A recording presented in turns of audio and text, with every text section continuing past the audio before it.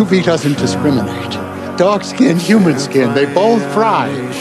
Take care of this dog. It's the reason I made you. It's the only reason you exist. I need you to do your job.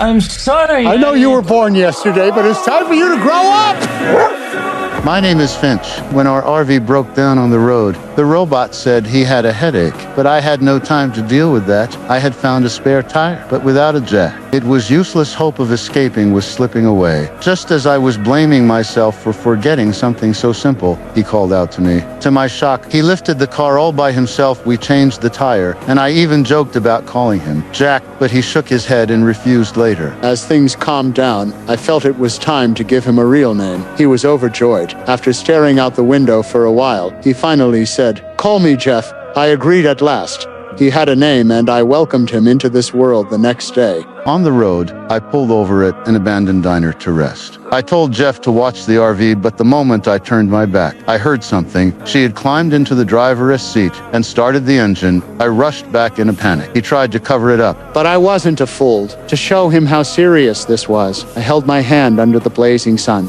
The ultraviolet rays stung my skin so badly that he finally understood this wasn't a game. I told him the truth. I don't have much time left. I built him for one reason, to take care of my dog. He needed to grow up. And fast. He lowered his head and quietly apologized, like a child who had just realized his mistake that night. My coughing got worse, seeing me like that. Jeff wanted to find medicine, to my surprise. He actually drove the Revy straight into the city, but he didn't know how dangerous the city really was. He and Dewey went into an abandoned hospital. When I woke and realized I couldn't rest easy, so I followed. But what I found broke me. Dewey had been caught in a trap, his body badly damaged. He had been my companion for so long, and I was too heartbroken to even speak. And all I could do was pull Jeff away and escape as fast as we could later. We were chased, from day until night. To those people, my dog and I were nothing more than a resource to be taken. We hid under a bridge. The solar panels on the roof were stuck, and Jeff had to get out and push to get us inside. When the danger finally passed, I looked down and saw shattered solar panels on the ground. That was our only source of power. Without them, the reef couldn't go.